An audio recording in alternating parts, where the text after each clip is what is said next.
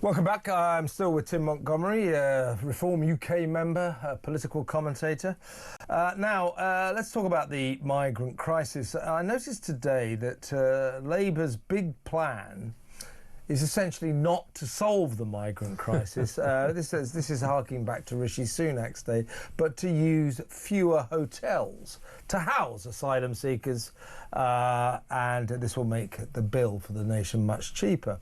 But it turns out now, we learn quietly that hotels will continue to accommodate illegal migrants for the next 4 years. I would add at least to that. They were supposed to be originally, they had a promise to get rid of them after 12 months, didn't they? Yeah, well, actually, the last few months they've been commandeering more and more hotels. That's because more and more migrants are coming. So make no mistake, folks, you know, the Labour have got no plans to solve this crisis. They're doing their best to try to sort of maintain it, but not doing very well. But I think what is emerging last couple of weeks, Tim, we have a serious problem with these tribunal judges.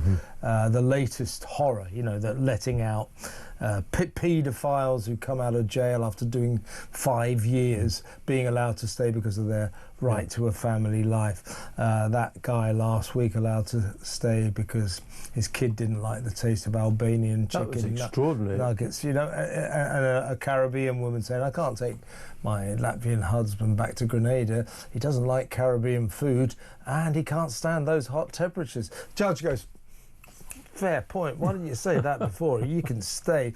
I mean, it's crazy. The latest horror is a 22-year-old Slovakian who smashed a woman to the ground with a shovel and served a 15-month stretch in jail for that, has been allowed to stay because a judge called Christopher John Hansen, they've always got 3 names, haven't they? Always double-barreled. Because he's apparently been very successfully rehabilitated. The Home Office tried to deport this guy. He's got 3 previous convictions for threats, abuse, domestic abuse, especially in driving while disqualified. They tried to get rid of him because they believed, and I quote, he was a serious threat to the public. The judge, Christopher John Hansen, said, no, his rehabilitation appears to have been very successful. He can stay. We have got a serious problem with these tribunal judges, haven't we? Massive problem. And one thing that's working in Trump land, the reason why they're able to extradite is because they got the court system sorted out in the first term of the Trump presidency. So the Supreme Court, the ultimate court in the US, is controlled by conservatives, in inverted commas. Yeah. You imagine if a reformed government or a reformed Conservative government comes in next time, I think we can write off this Labour government. They're not going to get serious about this issue. But if you had a government that actually seriously wanted to extradite these people who should be extradited, there's so many in the court system that would just frustrate this.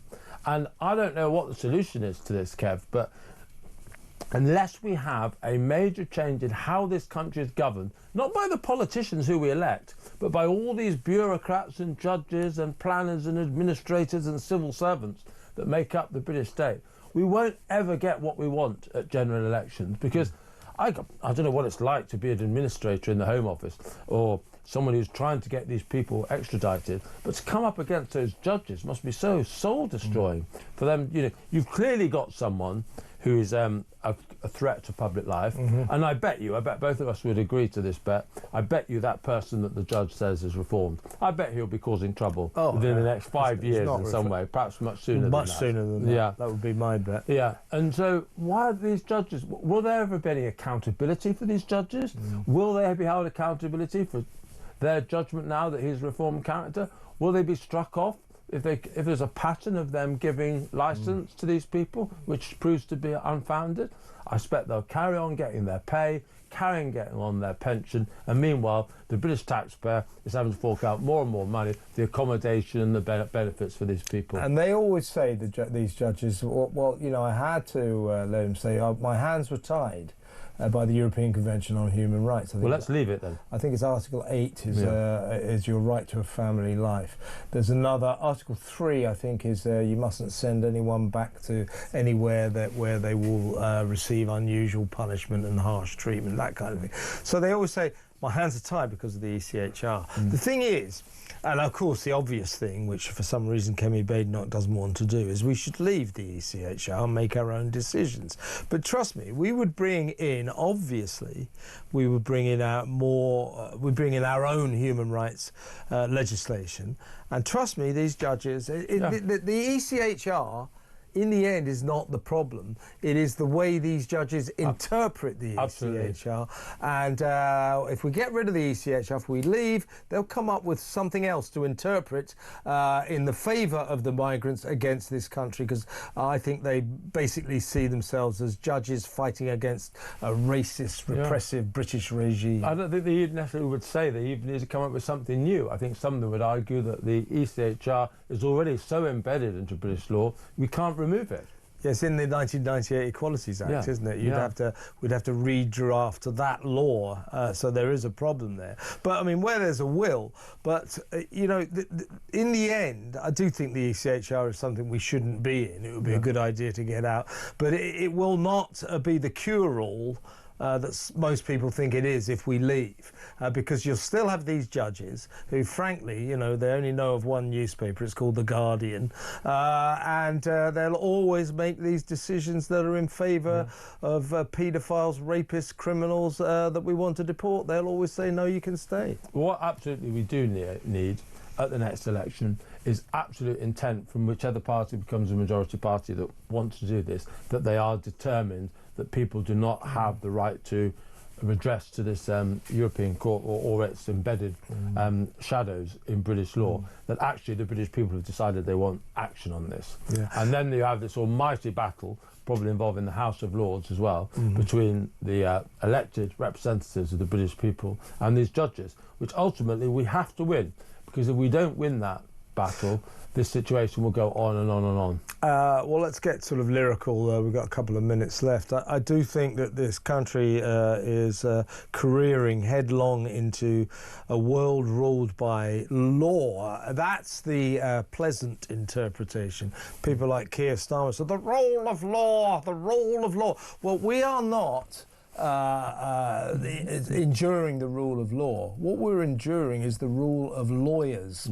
And politicians. We elect politicians to be our government. We don't elect lawyers, and yet politicians don't make the final decisions now. The courts do.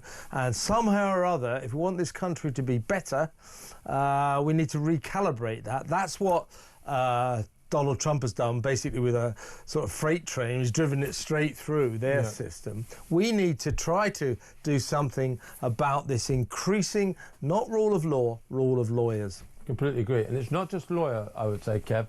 The Bank of England's power as well. Do you remember when Liz Truss had her tussle with the Bank of England?